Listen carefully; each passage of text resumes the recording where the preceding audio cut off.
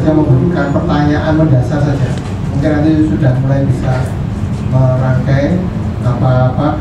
Intinya sejauh mana kisah-kisah yang bisa digali dari Bapak Ibu semua terkait interaksi baik langsung maupun tidak langsung dengan Nyi Hajar Dewantara khususnya utamanya.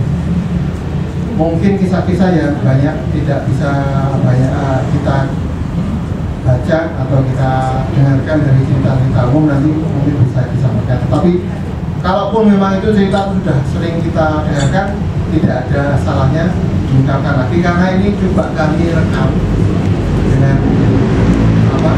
posisi rekaman yang nanti akan kita coba jadikan sebagai data-data untuk menyusun buku itu, termasuk untuk memviralkan. Nanti tiap apa akan kita ambil, kita zoom tiap narasumber, nanti coba kita viralkan. Ini baru pertama kali nih Bapak Ibu. Nanti ada lanjutannya mungkin per narasumber melalui semacam podcast. Mungkin nanti kami swadaya datanya, kita bawa alat podcast dan dalam, kemudian kita rekam secara podcast, kemudian kita simpan di akunnya BP Wanita yang akan kita coba viralkan. Tujuan viral itu bukan dalam rangka meramaikan saja, tapi kita ingin mengenalkan lagi atau mempopulerkan lah istilahnya, bahasa itu kiprah dari Nyi Hajar Dewantara. Saya kira itu yang mantap. Ya, saya kira langsung saja, sudah jamnya Mas. Mana atau kisah-kisah dari yang bisa disampaikan oleh tim Deodayaso, baik itu ketika berhubungan langsung, mungkin telah berhubungan langsung dengan Nyi Hajar Dewantara, mungkin waktu kecil Pak Dwi, juga dapat cerita dari siapa, mungkin dari Pak Kato, Bu Kato, atau mungkin karena Pak Dwi yang paling lama di lingkungan sekitar pendopo yang berinteraksi dengan Nyi Hajar dan Nyi Hajar, mungkin banyak sekali ini sebut di sini ya, banyak menyampaikan kisah-kisah tentang Nyi Hajar Dewantara. Waktunya kira-kira 15-20 menit Pak. Apa secukupnya ya Pak?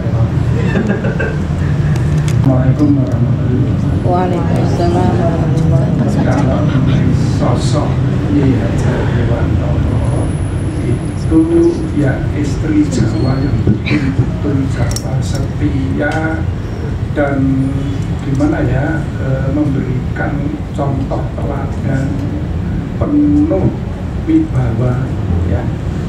Saya nek mencium bunga kembang ceplok piring ya, di sini itu kan arang-arang banget ceplok piring gede-gede itu ya, itu saya paling seneng ambune wangi ya. Aja cedak kan gitu nih Mbak, ambunnya itu enggak terus langsung dekok, itu enggak ya. Cedak taruh kembangnya, itu enggak kembangnya rusak ya, saya ya dur gitu ya. Terus saya sok dolanan sepur-sepuran dulu di situ tuh bukan konblok tapi pasir seperti karafon itu loh. Jadi kalau saya sok sepur-sepuran bubur bubur apa?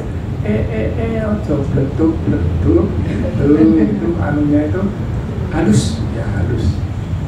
Dan sesudah saya membaca dan saksi-saksi Ibu Jono, Budiar, Bapak Ibu saya, itu ternyata apa yang saya lakukan itu kesimpulan saya ya, bahwa Tuhan Allah Subhanahu wa Ta'ala itu memberikan petunjuk kepada R.M. Suwardi dan seluruh bangsa Indonesia akan pendidikan ya, itu ternyata lewat pribadi Nyi Hajar ya.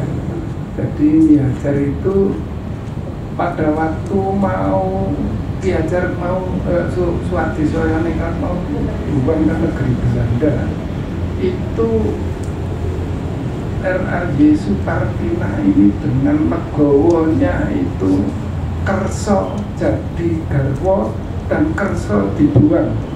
Dan waktu ulang tahunnya di Benua itu ya di India, itu juga mau ulang tahun kok nih geledak kapal sampai ada Pinati Sandung, itu cerita tersendiri.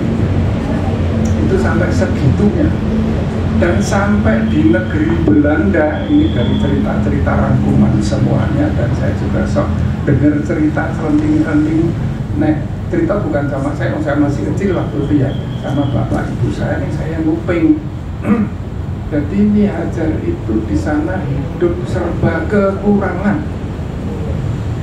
Di negeri Belanda serba kekurangan karena pemerintah kolonial itu hanya memberikan subsidi kepada R.M. Suwardi seorang, padahal sudah ada putrinya Bu Asti, sudah ada istrinya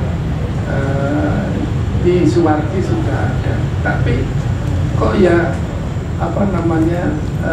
subsidi itu hanya dikasih kepada Suwardi tok, sehingga Ki Hajar itu berkali-kali ngendika, mungkin 4-5 kali saya dengar ya dari lisannya Ki Hajar, kalau saya yang ajar gitu ya, Ki Hajar itu bahwa aku kineng kono ki ora iso tuku daging, isane itu tuku jeroan, jadi iso bapak dan lain-lainnya itu nek dahar itu kolesterol gitu.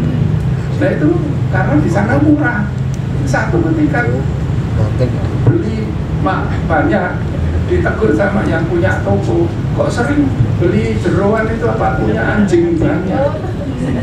Di sana itu jeroan itu untuk makanan anjing, kalau punya anjing banyak pasti betapa itu sudah kagungan putra sakti. Makanya kemudian Nyi Suwardi itu merewangi pendapatan dengan mengajar. Ini juga petunjuk dari Allah Subhanahu wa Ta'ala. Di Suwardi ini mencari pendapatan, ijazah ya, kok ijazah sekolah guru mulang kindergarten yang dimulang kebetulan petunjuk Allah itu adalah institutnya Friedrich Frebel itu adalah perintis pertama reformasi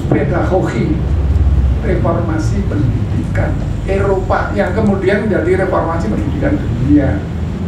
Itu sepertinya sudah ditunjukkan oleh Tuhan ya. Jadi karena mengajar di situ, metodenya sok diskusikan dengan suaminya R.M. Suwardi. R.M. Suwardi malah tertarik, loh kok apik banget, kok memerdekakan, kok tuturi handayaninya kok ada gitu loh. Jadi ini memerdekakan wong Irlander apik banget gitu. Melu mempelajari, padahal pada saat itu R.M. Suwardi mencari pendapatan tambahan itu dari jurnalistik dan politik. Nah, beliau memang tokoh jurnalis dan tokoh politik. Di Supartai ya, Uang itu kan itu masih diteruskan di sana. Tapi begitu Nyi Suwardi itu di Friedrich Frebel itu institut itu terus malah tertarik. Loh, kalau gitu ini bisa untuk bekal rakyat kita di Holland, India, atau di Indonesia gitu. Terus belajar, loh, memang aku tak belajar serius. Kemudian Suwardi Soryanegara belajar serius di Institut Gerhard ya. Itu di situ beliau belajar sampai dapat akte tinggi sebagai pengajar pedagog Eropa, dan pada saat itu anunya tinggi itu ya, pengajar akte ada di sini, fotonya akte itu. Jadi akte itu pengajar tinggi ilmu pendidikan, makanya beliau itu metodis didaktis itu lancar banget ya. Itu yang sering dikutip Mas Listio, ada dendrit dan lain-lainnya, itu pakai ilmu kedokteran saraf apa, itu hebatnya suatu. Jadi saya lihat di sini perannya Nyi Hajar dalam mengarahkan suaminya untuk memindah dari jurnalis politik ke pendidikan, satu-satunya Nyi Hajar. Terbukti pada saat tahun 56 Ki Ki Hajar Dewantara mendapat gelar doktor honoris causa, dalam sambutannya itu, apalah arti saya jika saya tanpa didampingi oleh Ki Hajar Dewantara, mungkin saya hanya menjadi orang kebanyakan, mungkin ya wis menjadi tokoh jurnalis atau mungkin dari politikus yang seperti itu ya. Tan Malaka yo hilang, yo sopo banyak toh politikus yang nasibnya sudah tidak karuan itu. Jadi itu yang mengarahkan jelas. Juli itu saya pesan, mbok nek iso gawe patung ini aja, atau patung ini aja sudah ada di mana-mana. Patung ini Hajar ini belum ada. Nah ini nanti kalau patung ini Hajar ada, orang rakitan menganggo semen atau apa, atau mungkin ruang ini Hajar di UST sudah ada ruang ini Hajar di Dewantara, itu nanti bisa untuk rekomendasi pahlawan nasional ya. Jadi itu ceritanya seperti itu. Ini inspirasi sistem Among dari R.M. Suwardi, karena Nyonya Suwardi itu setiap hari juga tindakan cari uang dengan ngajar. Nah, padahal Suwardi kan golek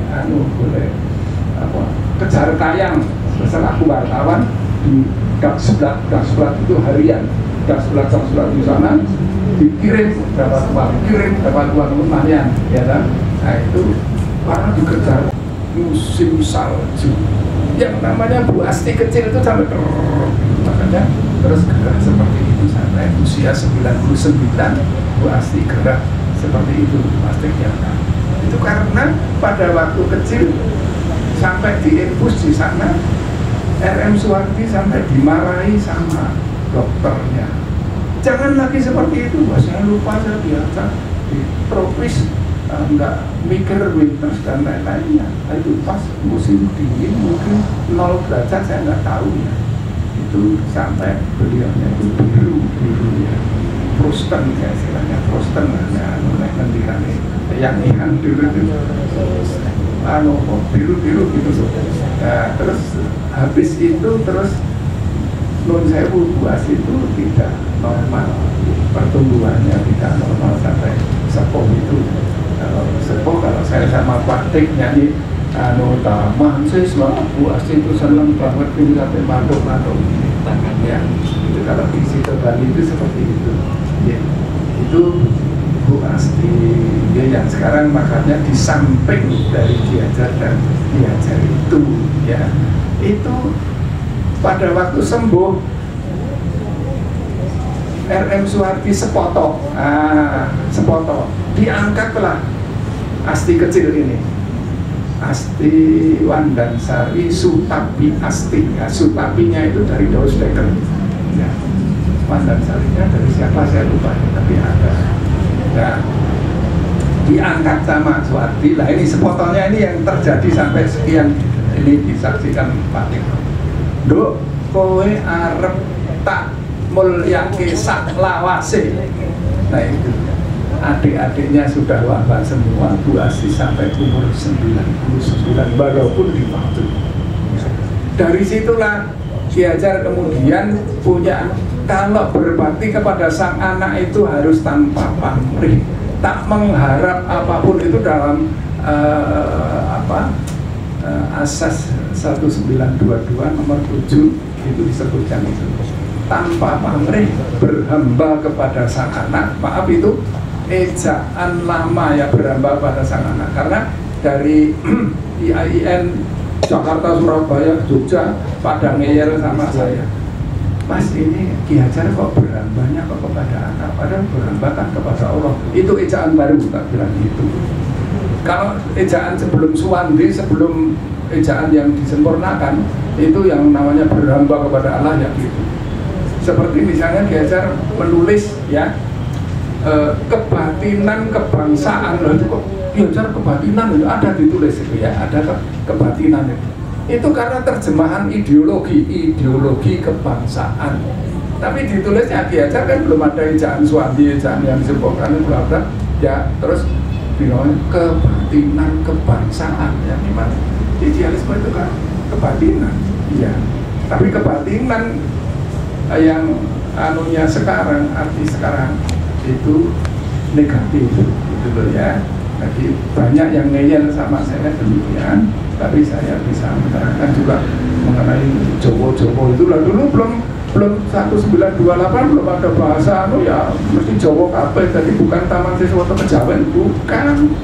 Karena pada saat 1922 sampai 145 itu kan masih bangsa Jawa, masih bahasa Jawa yang dipakai, sehingga Ki Hajar juga pakai neng luntang, dia pakai ngerti ngerosok lakoni, tinggal sosok tulodo dan lainnya, itu pakai Jowo, itu bukan berarti hanya Kejawen, itu aja ya.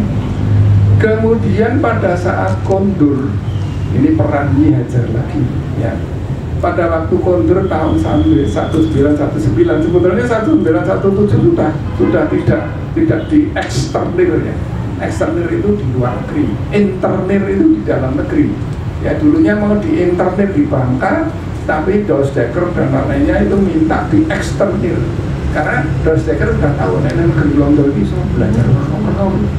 Nah, dari situ Dr. Cipto sama Suwardi Suryaningrat tertarik, yuk mas ekonomi aku tak belajar. Sampai di sana Dr. Cipto yuk belajar di tempat walaupun kemudian dapat istri orang Belanda yang ngerti Dr. Cipto. Tapi Dr. Cipto nggak sampai setahun karena punya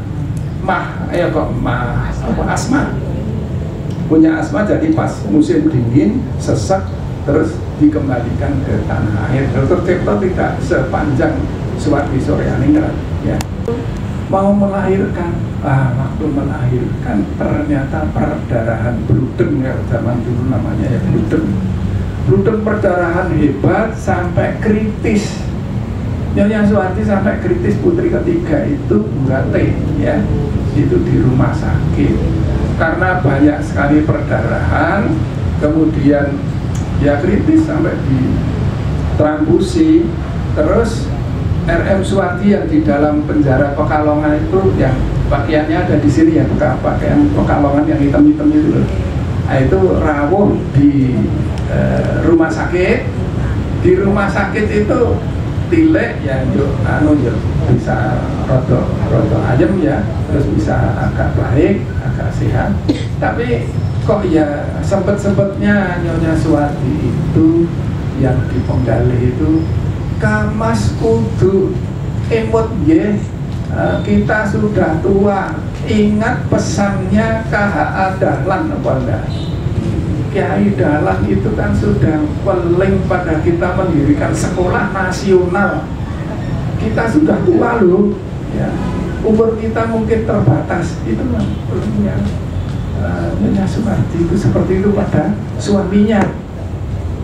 Itu tahun 20 Bu Rate itu tahun 20 atau 21, pokoknya itu sekitar itu ya. Kemudian RM Suwardi baru ingat sesudah lepas dari Pekalongan, sudah tidak mikir lagi politik dan jurnalis. Terus beliaunya ikut magang, istilahnya dalam bahasa Belanda Milopen itu di sekolah kakaknya lupa saya namanya sekolahnya itu Dharma gitu.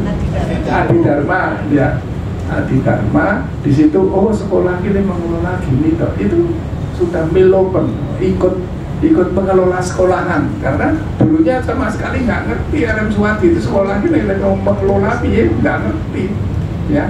Tapi kemudian Milopen itu di tempat kakaknya itu sudah tuh, oh ini ya wes ya belakang ngerti. 3 Juli 22 mendirikan sekolah kebangsaan Taman Siswa ya, National Onderwijs Instituut Taman Siswa. National Onderwijs itu pendidikan, institut itu yayasan, jenenge Taman Siswa. National Onderwijs Instituut Taman Siswa apa saya jadi didirikan. Tapi pada saat itu yang didirikan kindergarten dulu. Saya curiga, maaf ya, saya curiga sama RM Suwardi. Garten taman itu, Taman Siswa itu dari gartennya Rebel itu. Ya, ada tulisannya itu. Nah, kindergarten, garten itu garden. kan taman, yaitu Inspirasi. jadi kinder itu anak, garden itu taman, jadi taman anak gitu.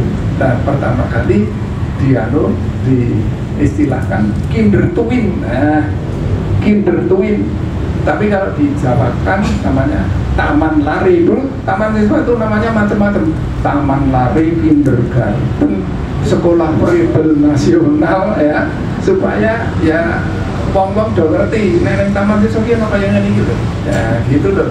Jadi pada saat itu memang perlu seperti itu, ya.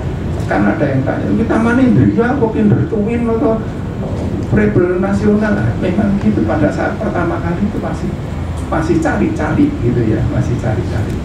Nah itu sesudah itu kemudian seperti apa yang dilakukan di Rebel Institute itu diajarkan di situ, ternyata banyak peminatnya, jadi sekolah favorit. Padahal di Jalan Tanjung itu sekarang ada sekolah Al-Husna. Nah itu di situ. Itu sampai sekolahnya itu di bawah pohon, di emper, kan di situ ada dua pencak di emper itu kan ada itu pencak silat di emper, ada fotonya. Ya memang di situ. Saya sendiri dulu sekolah di bawah ringin dengan kertas perang, ya.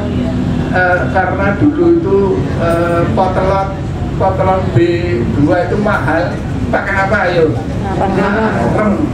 Arem dipecah-pecah itu terus gini. Kok tak wajib? Apa-apa gitu, guyon gitu. Nah itu pakai arem itu saya masih ngalamin. Terus apa? Pada saat saya kelas 3 SD itu diajar sudah tidak ngajar di kelas, itu hanya stelen, istilah stelen itu inspeksi, stelen pakai teken gitu. Nah terus saya diajar gambar ilmu bumi sama Pak Supomo. Supomo itu KPI dulu juga. Nah saya pimpinan umum, pemimpin umum masih luar ya, dan maksudnya Persatuan Mahasiswa. Dan di situ surat itu memang menunjuk kalau tidak salah bendahara, saya lupa namanya siapa lagi, untuk melakukan dalam tanda petik ya pembersihan oknum PKI di Taman Iswa. Tetapi di sisi lain juga ada cerita dari Mbak Ita ya, kalau nggak salah itu juga katanya ada surat yang memang sudah diformat oleh Orde Baru untuk ditandatangani ya. Ini masih banyak yang dari luar yang mengatakan itu. Tapi saya kira itu masih bisa kita diskusikan yang itu. Tapi yang khusus yang tadi pemimpin umum nyambung dengan yang ceritanya Pak. Itu Orde Baru belum lahir. Aja awal-awal ya, masih iya, sebelumnya ya. Itu 63 kok. 63 ya. Saya kira ini cukup penting teman-teman, dari rekaman ini juga akan menjadikan satu dispo kita untuk menyusun fakta-fakta yang bisa kita gali. Saya kira sebelum ke Pak Tikno nanti karena nyambung dengan cerita Pak D yang terkait Bu Iman Sudia, Nyi Asti, Mandansari dan lain-lain, saya ke Mbak Widya dulu ya. Mbak Widya mungkin saged bercerita interaksi Mbak Widya dengan Eyang langsung, dan juga mungkin cerita dari ayah dan ibunya terkait dengan istilahnya dukungan support dari seorang Ki Hajar Dewantara kepada Ki Hajar Dewantara, dan juga mungkin termasuk keseharian beliau seperti apa dan lain-lain. Semoga mungkin baik. Atas waktunya yang diberikan kepada saya. Assalamualaikum warahmatullahi wabarakatuh. Salam dan bahagia. Pertama saya menanyakan Pak Dwi, apa yang disampaikan Pak Dwi itu apa yang disampaikan Pak Dwi itu memang saya juga banyak ya sesuai dengan cerita. Kalau saya sendiri yang saya alami, saya itu kan tahun 71 sebelum yang di situ. Tapi saya mengalami bersama beliau waktu itu saya dengan Ki Hajar juga saya mengalami ya, karena Ki Hajar itu tahun 59 saya waktu itu umur 6 atau 7 tahun. Jadi saya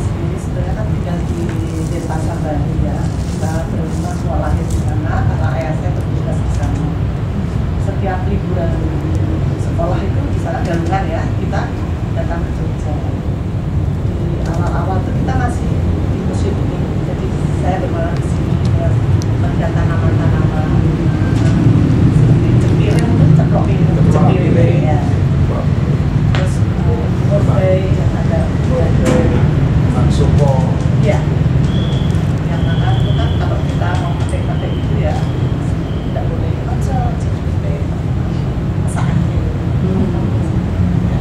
tapi kata-katanya itu bahasanya itu bagus, dia itu orangnya halus tapi ada tegasnya ya. Tegasnya terus sering memberikan contoh apa semua itu sekarang ini setelah saya seperti sekarang itu setelah saya membaca buku-buku ada fatwa banyak itu kan fatwa dia teman-teman apa yang saya alami kehidupan saya itu memang ada semua juga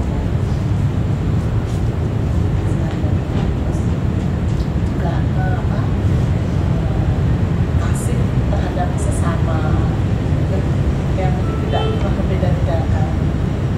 Saya ingat sekali misalnya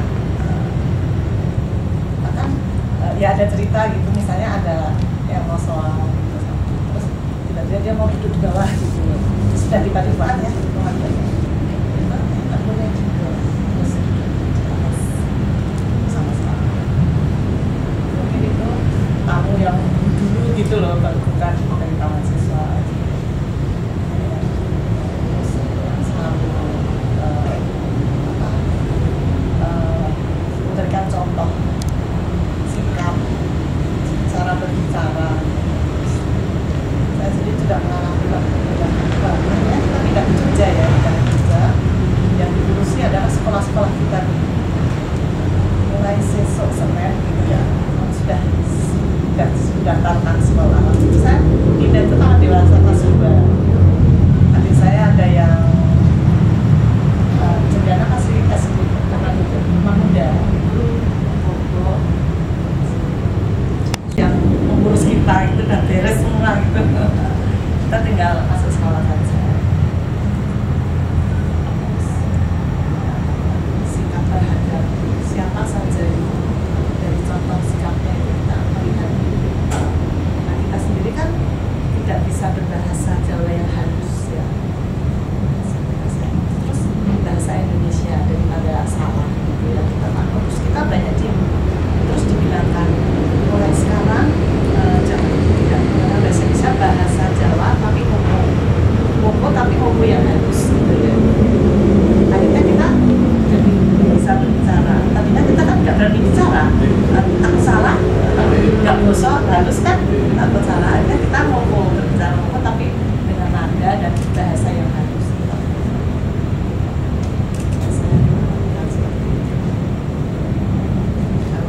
Yang mengalami juga saya dihajar, tapi yang dihajar kan saya sampai sampai SMA ya saya dihajar itu juga saya ada jiwa kepemimpinannya itu tinggi sekali gitu. Dan bicara misalnya menyampaikan pendapat, terus dulu kan sering di radio, terus jangan TV sudah ada TV, terus mengenai apa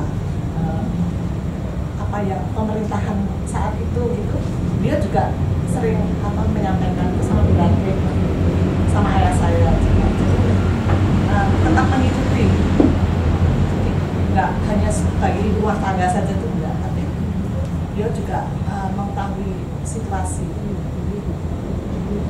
Dia juga dengan taman siswa kalau nggak salah juga jadi dia mengambil alih waktu zaman S itu.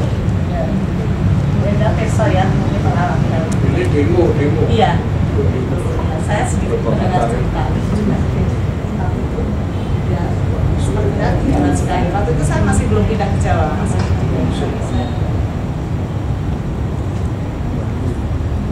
kalau saya ya nyanyi saja.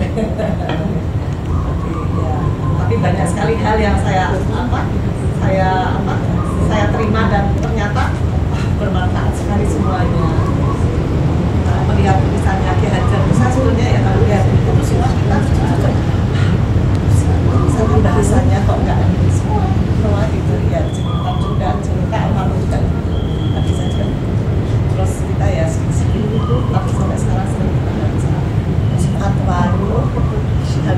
oh bagus itu apa, ternyata memang beliau menjalankan. Jadi tinggal kita keluarga yang bisa menerima, menjalankan dengan baik apa yang diberikan oleh Eyang Mulia patut dijalankan. Sebetulnya nggak berat kok, sebetulnya kalau kita berjalan dengan yang normal aja kita bisa menjalankan. Tidak bisa kita berikan kepada yang lain, memberikan contoh. Dan tegasnya juga ya. Dari saya hanya itu, dari kacamata yang apa ya, pernah hidup bersama gitu ya sebagai cucu. Saya hanya itu saja. Untuk mungkin Bapak Ibu yang sudah ada di sini, menurut saya mungkin gini Mas Lis, seperti yang tadi diungkapkan Mas Lis, memang perlu untuk nanti sowan satu persatu ke beliau-beliau ini, memang untuk tetap harus ada pertanyaan ternyata. Karena pasti beliau-beliau ini harus mengumpulkan memori-memori cerita-ceritanya tentang Nyi Hajar juga. Nek dilumpuke bareng, ditoke bareng mesti angel. Harus ada pancingan. Janjane ngopo, kapan, nang ngendi, piye, sopo. Nah, itu mungkin perlu. Nah, yang menarik di sini tadi sebetulnya Pak Priyo sudah menceritakan banyak hal tentang Nyi Hajar ki biyen tau ngene, Nyi Hajar ki ngene ngono. Sementara Mbak Wit sempet sedikit aku ini nek karo Eyang cedak mergo Eyang ngene. Nah, mungkin ini kalau berikutnya siapa? Mas Lis. Gilirannya Pak Tino. Berarti nek misalnya Ibu atau Bu, itu mungkin lebih kepada aku biyen ketemu Nyi Hajar, ngopo wae Nyi Hajar ki kepiye, biar untuk komparasi, biar ada komparasi yang satunya Pak Priyo ngendiko tentang Nyi Hajar ki gini memang, dan itu ternyata memang saya juga baru tahu, bahkan beberapa baru tahu karena aku tak tahu moco, padahal aku hari-hariku di simpenan kene aku ya rada berdebah. Tapi saya mungkin yang sepuh-sepuh misalnya kayak Ibu misalnya lebih banyak cerita ke aku karo Nyi Hajar ini, aku karo Nyi Hajar. Karena begini, untuk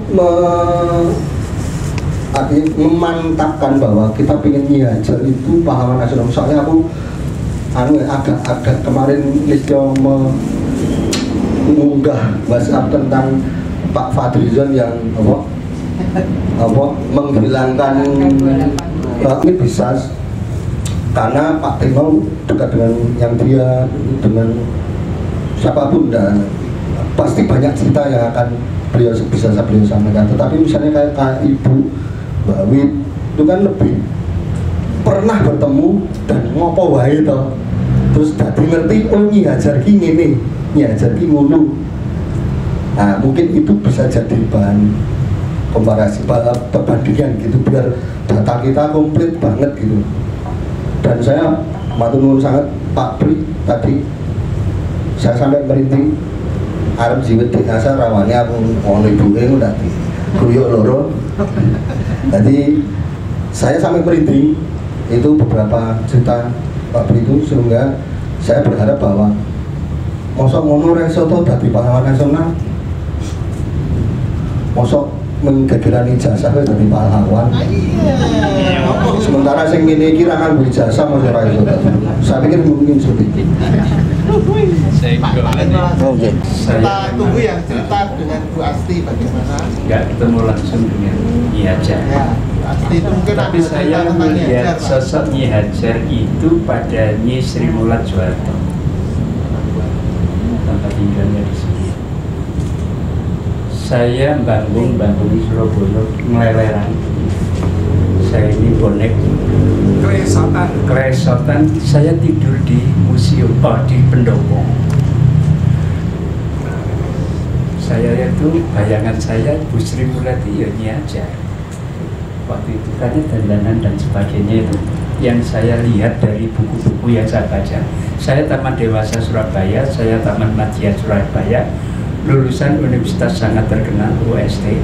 Nah, dan saya menjatuhkan saya lesot di pendopo di bawah lampu itu. Terus muncul seorang ibu yang walaupun malam hari sekitar jam 11, setengah 12 Mas Ris, saya di situ dibangunkan. Nak kok turun yang gini? Yuk turun yang kono. Saya dibawa selimut seleret-seleret itu. Disuruh tidur di Taman Indria. Nah, Taman Indria itu bangkunya kan ciri-ciri. Gelodak-gelodak saya dicokotin nyamuk, tiba sak bangku nih. Itu saya ingat sekali. Terus sama Bu Sri Mulat yang figur Nyi Hajar menurut alam batin saya. Terus saya dipindah di tempat ini, guys. Nah, di tempat ini saya dikasih tiker untuk gak kademen. Dan di sini saya klosot orang turu, dan Bu Sri Mulat Soeharto yang bertempat tinggal di sini ngintip di pintu itu kok orang turu-turu. Terus saya dikei pohon, ini bahasa ini singkong. Nah, dibeli, saya ingat betul, singkong telur itu langsung tak lahap. Kaliren. Bonek itu kan ya. Terus saya itu enggak lupa Bu Sri Mulat itu tidak mengasih minum. Padahal kita dan terus terang saya langsung ke Jeding.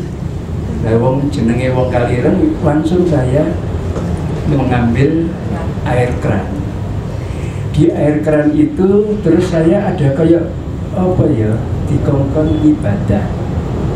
Nah, Bu Sri Mulat masih ngintip lagi. Terus baru saya itu bukan sajadah yang diberikan pada saya, tapi iki lho taplak, Mas. Taplak itu diberikan ojo ning kene, tapi sholat ning kono di rumah Hajar. Nah, setelah saya tahajud di Maji Hajar itu, saya selesai, saya berdoa, terus saya masuk di piano. Nah, terus di rumah yang ada piano.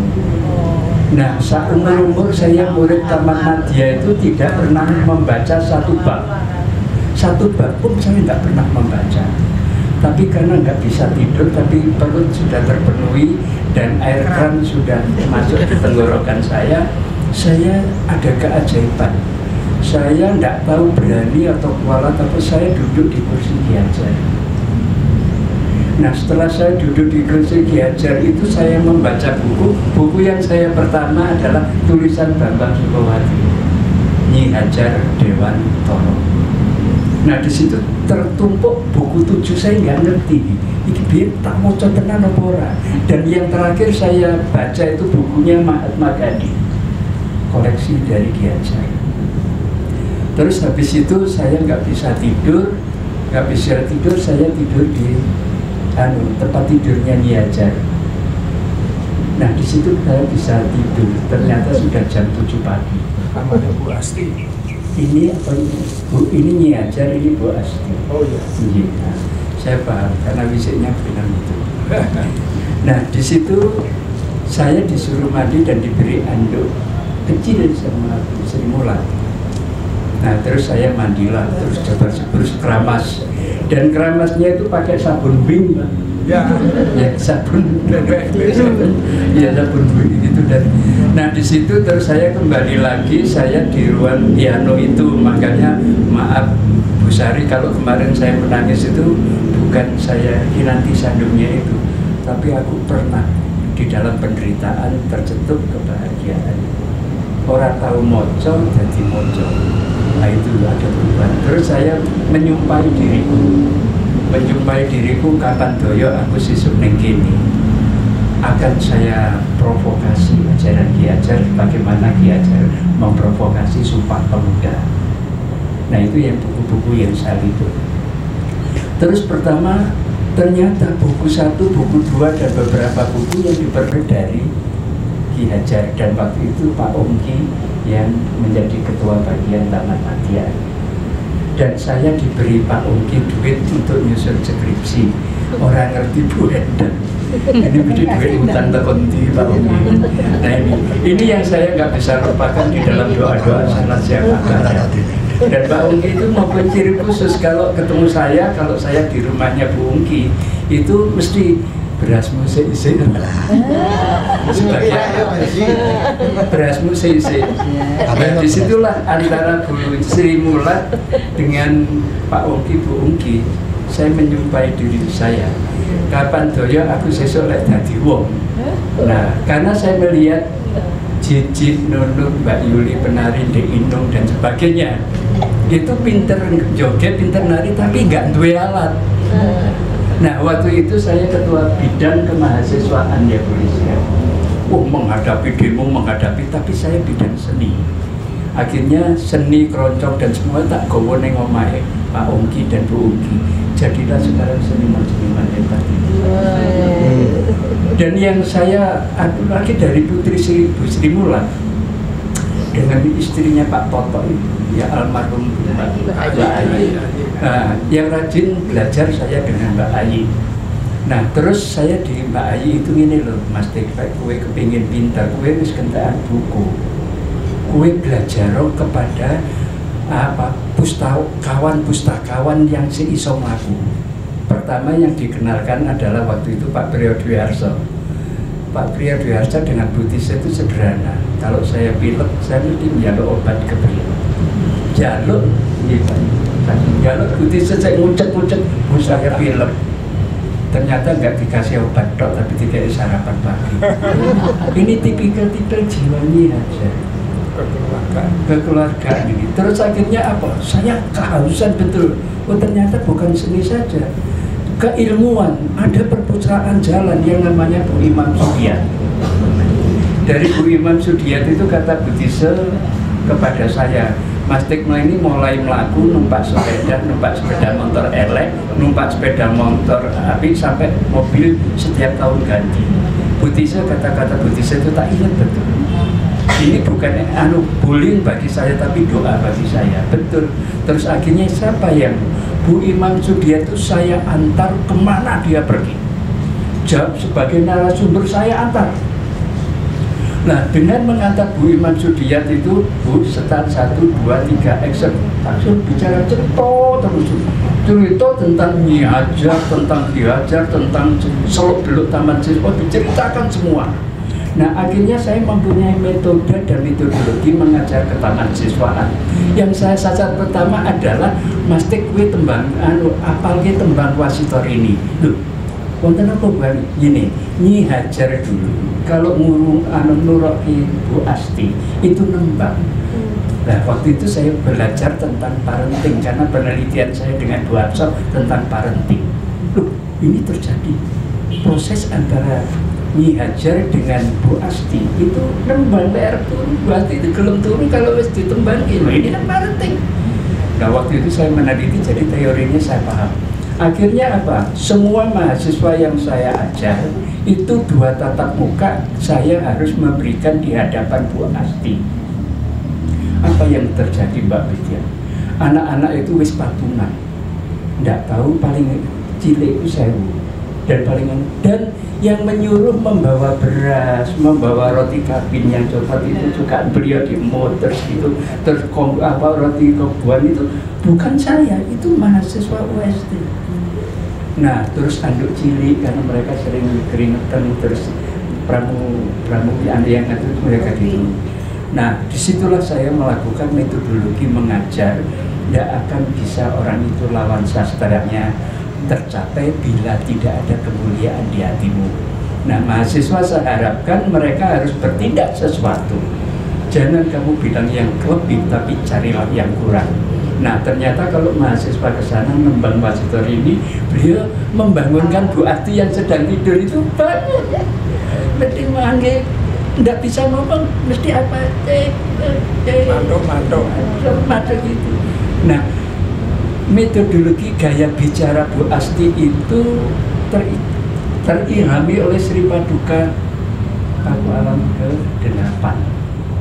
Nah, saya banyak cerita tentang cerita duka alam diceritakan oleh Bu Imam Sudiat. Nah, ini Bu Imam Sudiat ini psikologis sekali, ya. Kejiwaannya bagus ini. Ternyata di dalam Bu Sri Mulat itu ada Bu Imam Sudiat. Mereka narasumber orator ulung menurut saya, karena setiap jadi narasumber kemana-mana tak rekam, tak tulis, tak rekam, tak tulis. Sejarah tentang Tuturi Handayani itu saya punya dokumen-dokumen semua. Nah, ini terus melompat berikutnya adalah guru besar saya. Ada guru besar saya pertama Pak Briyoko, Pak Briyodiarso, terus Bu Mujono. Bu Mujono ini secara sosiologis, dia kalau saya antar, dia celak. Bahkan divonis oleh rektor saya waktu itu, Profesor Subroto. Bukan Subroto. Saya divonis negatif sekali. Saya Pak Briyodiarso, Bu Mujono. Ini makar. Betul nggak? Kami bertiga itu makar. Padahal kami itu nguri-nguri ke taman siswaan secara ilmiah. Itu waktu itu. Dan terus gitu, wah diberontak, bla bla bla bla, terus data-data hilang. Makanya saya itu nggak pernah mendapat jabatan akademik. Karena dokumen saya pasti hilang. Tapi ya saya kata Bu Sri Mulat, murid itu orang usah ngalah dirian, orang usah menang soalnya. Ning cobolen urip itu nyeneng di wong ya.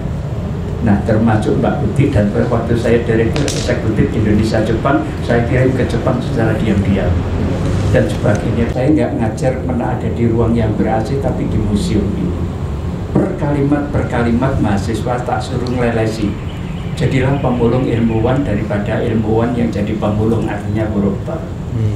Saya tembak karena dulu apa itu tri tantangan, apa itu tri pantangan. Kalau tri tantangan itu bodoh, miskin, terbelakang. Tapi kalau tri pantangan, ojo urip semenang-menang, ojo tetek nek barang sing dudu wae, dan jangan rusak pagar ayu. Saya dapat ilham dari Pak Briyodiarso, opo ono wong tokoh taman sirko sing korupsi dulu. Sekarang catatan saya ada Pak 27 tokoh-tokoh taman siswa yang pejabat negara kok. 27 kok banyak. Itu masih pejabat bukan? Ini biar bagaimana saya itu nggak punya catatan, wong saya ini bolone Pak Mahfud.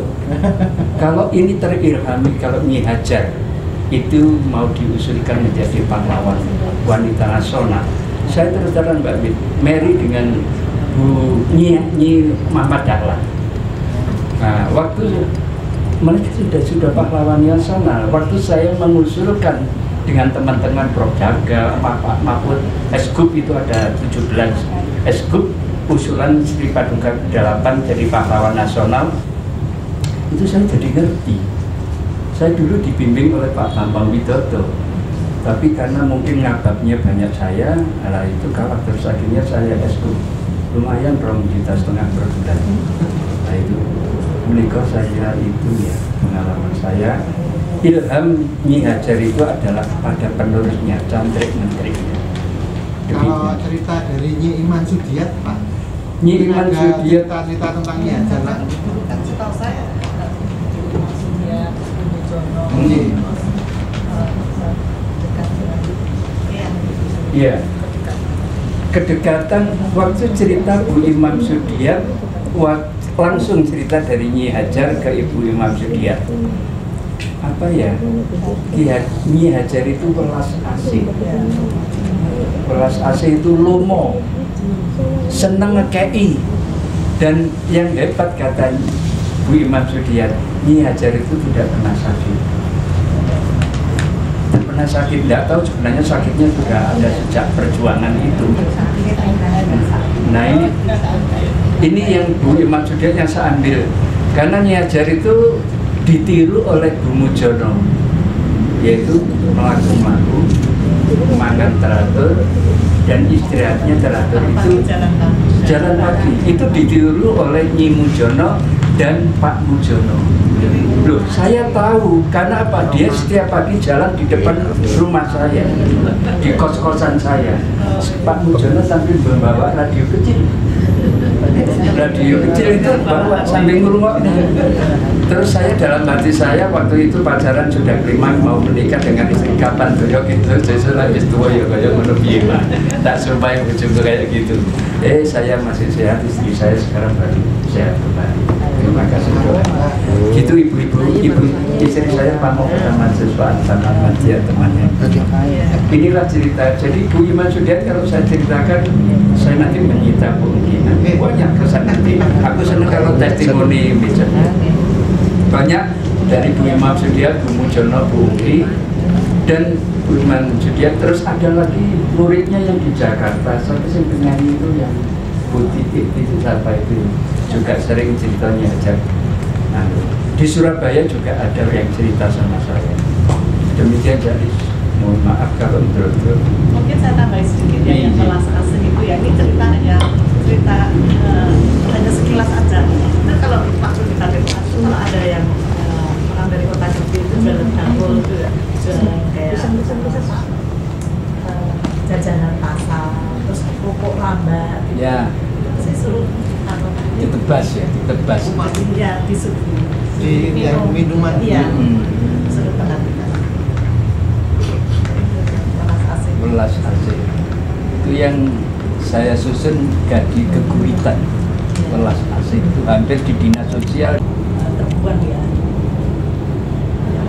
Banyak cerita-cerita juga. Itu kami abadikan di museum saya Sotro Kartono di Hajar Iya, di Ageng Utara. Oh, ada satu lagi di Hajar Dewantara juga hubungannya dekat sekali dengan Nyai Ahmad Dahlan. Iya, betul. Sebelum berangkat ke Belanda pamit. Iya. Malam tuh berdoa solus. Yang aku, yang putri.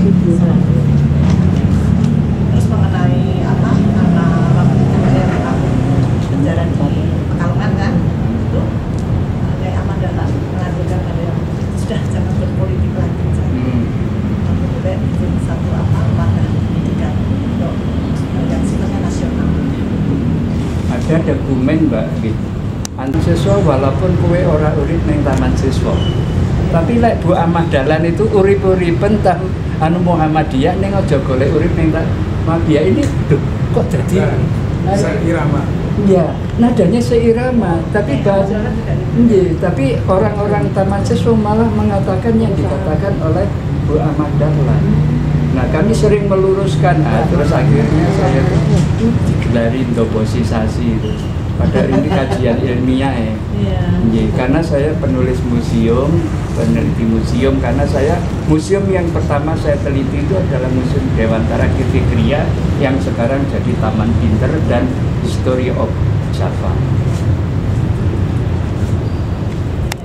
Tui bayi yang lahir ya namanya Ratih gitu aja. Ratih. Tapi kemudian untuk menguatkan seperti pernyataan dari Ki Hajar Dewantara bahwa Kamas harus memikirkan merealisasikan janjinya kepada Kiai Dahlan, Kiai Dahlan untuk mendirikan sekolah nasional. Kemudian Bu Ratih ini ditambah namanya Tarbiyah. Tarbiyah itu pendidikan. Begitu. Lagi berhubungan dengan Nyi Hajar Dewantara selama Buki, selama awal-awal masuk Taman Siswa dan cerita-cerita yang lain yang terkait langsung dengan Nyi Hajar Dewantara. Semoga Buki. Terima kasih Pak Sulis. Assalamualaikum warahmatullahi wabarakatuh. Waalaikumsalam. Salam dan bahagia. Salam. Merdeka. Merdeka. Merdeka. Merdeka. Merdeka. Merdeka. bukan obat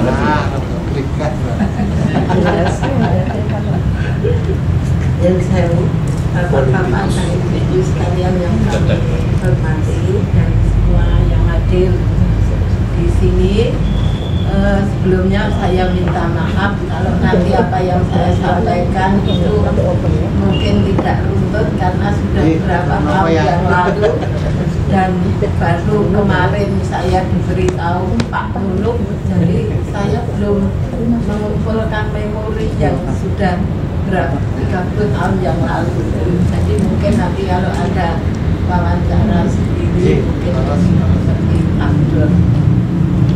Bapak Ibu sekalian dan hadirin semuanya, mohon maaf, saya itu pertama kali di Taman Siswa, masuk Taman Siswa, saya baru 2 hari di Taman Siswa, mau masuk Taman Guru, saya dimasukkan di Pondok Wisma ini. Saya itu belum tahu Nyi Hajar ki kaya ngopo, sing jenenge wong majlis luhur ki kaya ngopo, sing jenenge guru Taman Guru ki kaya ngopo. Saya sama sekali belum tahu siapa-siapa. Saya baru 2 hari di Wismorini. Saya di depan di Wismorini itu kebetulan yang untuk perpustakaan itu dulu ruang tamunya Wismorini. Saya di luar, saya ngok-ngok lihat di pendopo. Di situ ada anak laki-laki. Saya tanya, Mas, niku kok rame-rame teng pendopo, niku napa to Mas? Jawabnya apa? Kowe anyar yo? Iya, saya baru 2 hari ini di sini. Kowe nek arep ngerti, saiki ki Taman Siswa arep direbut, arep dijaluk saka Nyi Hajar. Sing saiki dipimpin Nyi Hajar arep dijaluk karo PKI. Taman Siswa saiki arep didadekne sekolahan PKI begitu. Lalu, loh, itu kok rame-rame apa? Ini kongres. Jadi ternyata yang di pendopo itu adalah kongres PPTS waktu itu. Tapi pada waktu itu saya melihat kok yang pada rapat itu kok pada do gelut, do rame, tukaran padu, sampai ada yang nancapkan gladi di meja dan sebagainya. Tiba-tiba ada lesus yang banter sekali itu di tengah pendopo. Di luar itu nggak ada angin, nggak ada apa, tapi di tengah pendopo itu lesus besar sekali. Saya sampai merinding. Lalu saya tanya, itu kok ada lesus apa? Ya kuwi kok gegeran. Taman Siswa arep geger. Taman Siswa ke arep dicekel karo PKI. Engko lek dicekel PKI, Taman Siswa ki dadi maju. Mula kowe melu aku, melu PKI. Lah tugasnya nopo melu PKI. Wes pokoknya nek kowe gelem melu aku, melu PKI, kowe engko sekolah ra tau sinau, kowe munggah iso lulus. Nah, itu terus saya kok mikir-mikir karena waktu itu ayah saya itu sampai sekarang belum pernah lihat bapak saya itu seperti apa. Karena bapak saya itu meninggal dibunuh PKI. Makanya nyon sewu sebetulnya nggak boleh dendam, itu nggak boleh ya. Tapi pada waktu itu karena saya masih muda ya, saya dendam sekali. Lalu ada salah satu anak laki-laki mendekati saya. Tadi yang anak PKI tadi baru pergi, saya didekati lagi anak DSNI. Mbak, kowe mau dijak yo ngomong apa? Mas, aku kon melu PKI. Nek melu PKI, engko sekolah rasa bayar, rasa sinau, engko iso munggah, iso lulus. Wis kane Taman Siswa yo aku tak matur Nyi Hajar. Nyi Hajar ki sing endi, saya belum lihat siapa-siapa.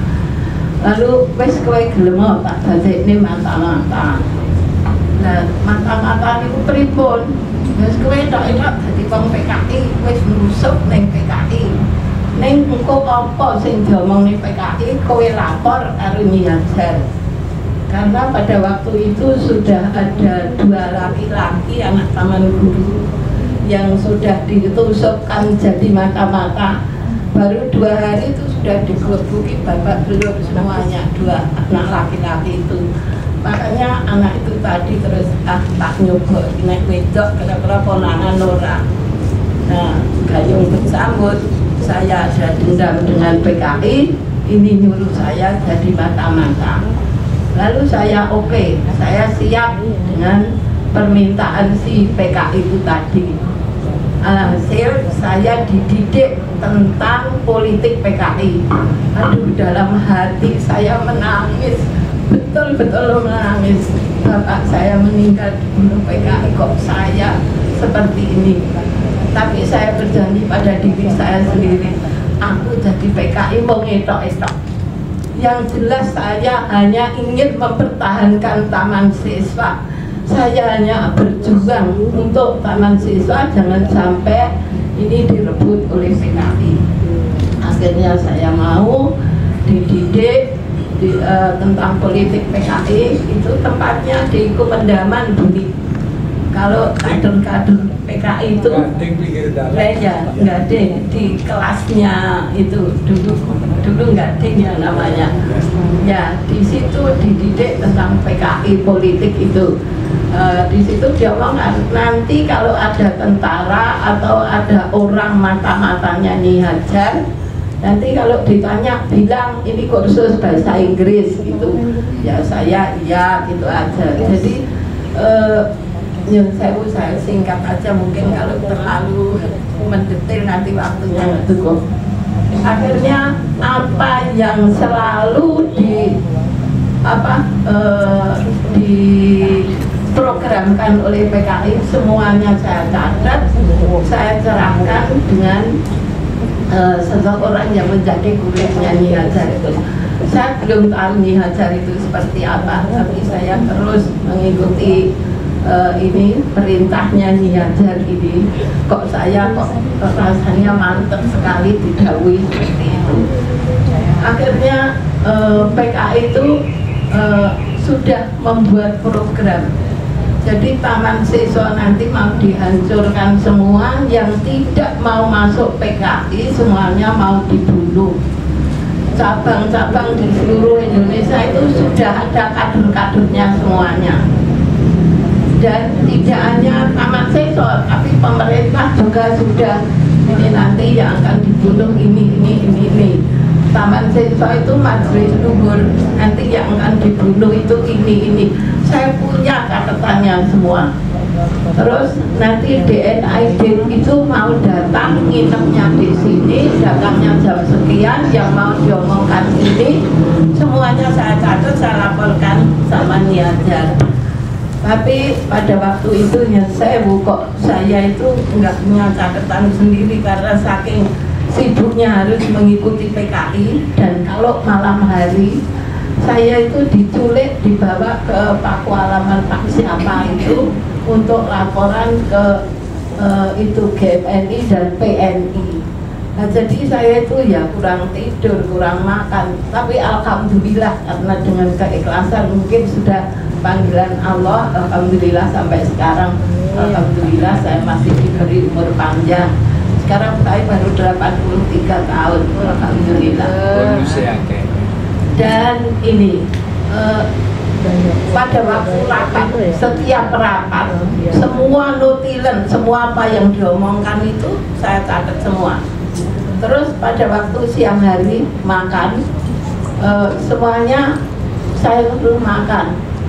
Udah sana semua makan semua. Lah kowe mbak, ora aku tak jogok ini engko nek mata-matane Nyi Hajar ini engko ndak nyolongi dokumen iki. Udah kamu makan aja semuanya. Udah begitu situ pada makan, dokumen tak colongi kabeh. Saya masukkan ceteng itu ada nasi itu tak uruki sego. Lah saya uruki nasi lho. Mbak iki kok ana segone ceteng nggo apa? Oh iki tak nggo kanca-kancaku wis maringi ben aku ora dicurigai nek aku lunga karo wong-wong kanca-kancamu pun ndak darani aku wong PKI. Nah, gitu. Jadi semua apa yang saya ketahui itu semuanya saya catat, saya serahkan pada Nyi Hajar. Nah, dah itu Nyi Hajar lalu apa ya? Pada waktu itu PKI itu betul-betul sadis. Nyi Hajar dipanggil, diajak rapat. Turun dari mobil itu Nyi Hajar sudah ditarik itu, dalam batin saya menangis melihat seperti itu. Tapi Nyi Hajar ditarik ya karena Nyi Hajar seorang ibu yang sangat tadi sudah disampaikan Pak Tek bahwa beliau itu adalah seorang ibu yang sangat tenang, yang lemah lembut dan sebagainya. Ditarik-tarik, dimarahi itu Nyi Hajar ya tenang saja. Terus rapat, beliau rapat saya nggak boleh ikut, hanya dari PKI dan Nyi Hajar itu. Akhirnya beliau tego gitu. Saya nangis, akhirnya onje dalam purun. Akhirnya Pak Uki dengan saya udah begitu niat ingsun. Terus sejak itu kami berjuang untuk mencari murid. Setiap hari Minggu itu jam 6 pagi pulang maghrib untuk keliling naik sepeda kemana-mana cari murid. Akhirnya murid saya jadi sampai I, jadi ABCDFGHI pagi sore satu kelas itu 44 orang. Nah itu yang daftarkan murid-murid saya tanya, "Duh Mas, kok daftarkan yang ini, kok daftarkan yang negeri?" Enggak Bu, kalau saya daftarkan taman dewasa dulu, nanti kalau enggak diterima baru saya ke SMP negeri begitu. Begitulah hebatnya taman siswa. Nah, selama saya itu dikurung di Padepokan, saya itu tiap pagi sama Nyi Hajar itu diajak jalan-jalan di pekarangan, kayak pekarangan Telo, Anduri Telo. Di situ saya dinasihati macam-macam yang isinya antara lain ya yang ada di Tembang Wasitorin itu. Terus kalau Nyi Hajar itu kalau pagi kan disepaki apem ya satu gitu. Nanti ya separuh ini kayak kendang separuh. Disitulah Nyi Hajar itu betul-betul sebagai seorang ibu, seorang pemimpin yang baik. Menurut saya Nyi Hajar itu adalah seorang pemimpin yang baik, bijaksana, ya terampil, cerdas, jujur, tanggung jawab, mumpuni, keibuan, halus, lahir batinnya halus. Jadi tindak tanduknya itu juga halus, sangat menyayangi siapa saja, memberikan kasih sayang kepada siapa saja. Itu menurut saya. Jadi saya berharap semoga ini pemerintah dan yang mungkin yang bersangkutan bisa segera ngegulkan itu Nyi Hajar untuk menjadi pahlawan nasional. Karena ini sebetulnya pada waktu Bu Darsiti Suratman menjadi ketua Badan Pusat, itu saya yang diserai oleh Bu Ratman. Bu Endang, dicoba. Nyi Hajar itu perjuangannya seperti itu. Buat dicoba bagaimana caranya supaya Nyi Hajar menjadi pahlawan nasional. Tapi pada waktu itu ya karena SDM juga nggak seperti sekarang ya, lalu juga teman-teman juga ya nyun sewu kurang semangatnya juga masih kurang. Akhirnya aku dewean, saya udah cari informasi kalau mau ngegulkan Nyi Hajar itu paling tidak mengadakan seminar 12 kali, terus syaratnya banyak sekali. Nah kalau saya harus wirawiri ke Jakarta, bagaimana dengan anak saya yang masih kecil-kecil, saya harus tentang Nyi Hajar, perjuangan Nyi Hajar. Saya tulis nanti saya tahukan Mbak Waya, mungkin apa yang saya sampaikan itu juga ya mungkin belum komplit ya, tapi ya sudah ada masukan-masukan untuk itu. Jadi sekali lagi Nyi Hajar adalah seorang pemimpin yang baik, bijaksana, jujur, tegas, lemah lembut, selalu memberikan kasih sayang kepada siapapun dengan tulus ikhlas. Dan kalau tadi dikatakan Nyi Hajar tidak pernah sakit, itu memang betul. Bahkan pada waktu saya disantet PKI itu saya pernah disantet juga Bu. dicarikan dukun kemana-mana nggak bisa sembuh. Siapa yang menyembuhkan? Nyi Hajar sendiri. Saya ditambah Nyi Hajar, saya sembuhnya dari Nyi Hajar. Jadi di samping Nyi Hajar itu juga sebagai pemimpin yang saya sampaikan tadi juga ngejaru caranya kayak dukun ya, apa ya, bisa menyembuhkan orang sakit. Ya itu. Ya, saya kira sementara itu dulu Bu, mungkin kalau lain sekali ada yang kelewatan bisa.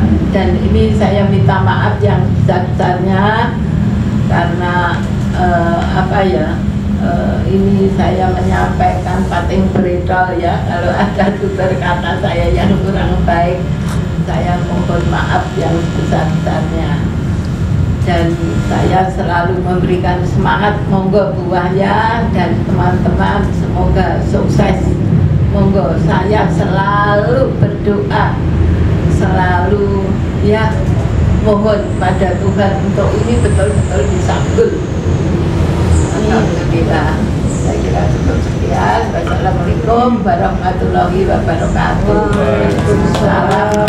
Banyak sekali ya cerita yang ternyata kita belum tahu ya tentang Nyi Hajar dan perjuangan beliau di Taman Siswa. Nah ini mumpung masih ada sedikit waktu, mungkin ada teman-teman, mungkin Mbak Wahya atau Mbak Dian atau siapa yang mungkin mau menanyakan sesuatu kepada para narasumber. Mbak Dian mungkin?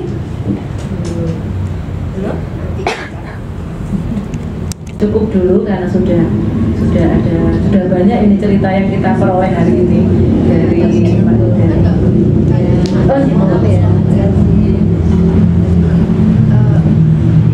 bersyukur banget narasumber sore ini menjadi betul-betul narasumber karena ada yang menjadi saya terkaget-kaget loh karena ya yang dialami terutama yang terakhir Bu Endang. Masa-masa itu saya nggak bisa bayangkan situasinya. Genting. Nah ini semoga semua yang disampaikan ini sangat-sangat membantu sekali ketika kita akan punya kegiatan ke depan itu. Dan ini menjadi arsip penting gitu. Semoga terekam. Dan yang Mas Dwi ini koyo apa? Arsip yang jalan. Perpustakaan. Perpustakaan ya. Nah itu ya hebat. Dan cantik no. Ya, dengan bahasanya itu sangat membuat kita seger ya, menarik. Nah kalau beliau ini kan langsung ya. Jadi saya merespon semua narasumber ini penting dan ini menjadi bagasi kita, tabungan kita untuk ke depan. Semoga lancar. Bu Endang matur sangat semua narasumber hebat. Ya, itu aja. Terima kasih. Mungkin untuk penutup Mbak Yuli mungkin sebagai ketua badan pusat bisa memberi closing statement. Matur sembangun, salam dan bahagia. Salam. Jadi bersyukur sekali kita pada sore hari ini banyak belajar tentang Nyi Hajar Dewantara, terutama dari para narasumber semua, yang masing-masing para narasumber ini memang telah menyampaikan cerita atau menyampaikan bahkan pesan-pesan Nyi Hajar atau ilmu-ilmu dari Nyi Hajar yang semuanya sangat penting sekali, sangat kami perlukan sekali dalam upaya ini. Kami berusaha mengangkat atau mengusung Nyi Hajar Dewantara untuk menjadi pahlawan nasional. Dan ini diskusi kita, sebenarnya tidak diskusi ya, ini kami ngangsu kawruh benar, belajar benar dengan para narasumber ini sebagai bahan pijakan utama. Nanti untuk kami akan ada pembuatan buku, nanti akan ada proses dua pembuatan buku gitu, yang kemudian nanti buku kalau sudah selesai menjadi sebuah buku akan kami seminarkan lagi di tingkat yang lebih tinggi lagi, tingkat nasional, dan tentunya nanti tingkat nasionalnya lebih ke mungkin ke kalangan taman siswa juga yang di taman siswa kan tidak hanya di Jogja, taman siswa di seluruh Indonesia, ada di Jabar Jaya, Jakarta, Jawa Barat, kemudian Jawa Timur, Jawa Tengah, kemudian Sumatera Selatan, Riau, Subaria, Sumatera Barat, Sumatera Barat dan sebagainya. Ini yang nanti akan kami diskusikan ke sana semua gitu. Dan ini matur sembah nuwun sekali, para narasumber ini sangat penting sekali sebagai pijakan awal ini, makanya memang icip-icip sedikit dulu, ya, icip-icip sedikit dulu. Ini kita akan proses ini tentunya tidak akan sebentar. Ini sebuah proses yang cukup panjang, sehingga kami perlu melanjutkan proses ini menjadi ada bagian podcast yang akan kami lanjutkan pembicaraan tentang Nyi Hajar Dewantara ini nanti dengan narasumber yang lainnya, yang tentu kami juga mengeksplor juga narasumber yang dekat yang atau pernah bersinggungan langsung dengan Nyi Hajar Dewantara selama beliau memimpin Taman Siswa yang ada di luar kami atau di luar Yogyakarta. Siapa tahu entah nanti bagaimana caranya bisa menggunakan video call atau apa gitu ya. Tapi saat ini tentu teknologi akan lebih memudahkan bertemu secara nasional gitu ya. Dan tentunya sepindah malih Bapak Ibu matur sembah nuwun atas semua apa yang sudah disampaikan, dan ini sungguh menjadi bekal kami untuk membuat sebuah buku, dan tentunya kami juga akan membuat sebuah pameran sinerupa mengenai Nyi Hajar Dewantara nanti pada bulan September, yang mudah-mudahan ini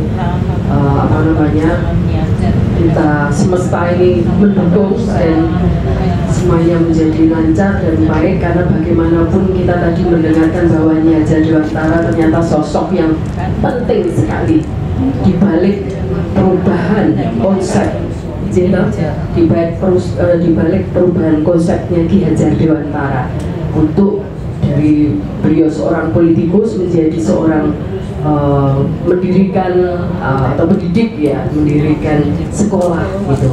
Jadi yang tentunya sangat penting sekali, dan taman siswa yang Ki Hajar dirikan di balik usahanya Hajar untuk mendorong Ki Hajar untuk di jalur pendidikan, yang kemudian mendirikan taman siswa ini yang sampai sekarang taman siswa menjadi perguruan terbesar dia setelah Muhammadiyah. Maka ini tentunya kami yakin ini akan semesta mendukung kita bisa mengangkat Nyi Hajar Dewantara menjadi pahlawan nasional. Amin. Matur sembah nuwun ini atas kerjasama dari Badan Pusat Wanita Mahasiswa, kemudian dari Pusat Studi Kebudayaan UGM, kemudian dari Rumah Das, kemudian dari Museum Dewantara Kirtigria, tentunya teman-teman Cakra Dewantara yang luar biasa. Kami mohon pangestu, mohon doa restu, semoga niat baik dan niat positif kami ini didukung oleh semuanya, semesta, kemudian para semuanya dari taman siswa maupun luar taman siswa mendukung hal ini supaya baik dan lancar. Matur nuwun, dan sugeng santen niku pas maghrib. Nggih, matur nuwun. Wassalamualaikum warahmatullahi wabarakatuh. Salam dan bahagia. Ini mbaknya ada sedikit. Terima kasih, singkat saja. Tadi dari penuturan Bapak dan Ibu ini istilahnya seperti jadi naskah akademiknya gitu ya nanti untuk karya-karya selanjutnya. Jadi mungkin saya membayangkan figur Nyi Hajar yang punya karakter yang begitu kuat gitu ya, dan tadi cerita yang mungkin sangat teatral gitu ya, mungkin bisa diterjemahkan nanti Mbak Dian kan besok pamerannya dalam karya, dalam kata dan rupa gitu ya. Nah tadi pikiran saya gitu ya, sudah bisa menggambarkan seperti apa gitu ya. Mungkin nanti bisa juga dalam bentuk kayak tari atau apa gitu ya. Dan misalnya yang lukisan tadi kan juga sudah menggambarkan bagaimana Nyi Hajar yang punya kepribadian yang memberi diri sepenuhnya gitu ya, dengan ketulusan. Nah itu bisa terungkap gitu ya. Jadi ini terima kasih sekali, saya kira ini jadi naskah akademiknya gitu. Matur nuwun.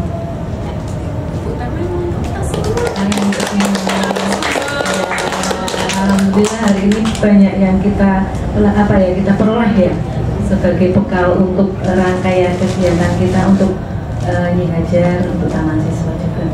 Jadi nyuwun pangestu nika Pak Ki Bendang, Polis, Pak Tekno, ini nanti kita semua berjuang sama-sama untuk ya menggolkan Nyi Hajar sebagai pahlawan nasional dan akan melalui berbagai proses ya. Tadi sudah disampaikan Mbak Yuli. Dan ini baru langkah awal kita ya, baru langkah awal kita. Semoga nanti langkah awal selanjutnya berjalan dengan baik dan lancar. Amin. Ya, karena sudah terdengar azan maghrib. Sekali lagi matur nuwun sangat. Mungkin kalau nanti suatu saat kami masih nyuwun masih butuh cerita dari para narasumber, mungkin akan kami sowan ke Pak Bendang, dan lain-lain. Kemudian juga nanti masih ada, tadi Mbak Yulia lupa ya, nanti masih akan ada podcast. Jadi kita rencana akan setiap bulan, mulai bulan ini ya kalau nggak salah, akan mengadakan podcast dengan narasumber yang berbeda-beda, tapi yang dibicarakan adalah tentang Nyi Hajar. Jadi supaya sudah ada sounding tentang Nyi Hajar di banyak tempat, di medsos juga, dan supaya banyak orang yang tahu tentang Nyi Hajar sebelum nanti Hajar besar kita laksanakan. Nyuwun pangestu sekali lagi, dan marilah kita tutup kegiatan hari ini dengan berdoa menurut agama dan kegiatan masing-masing.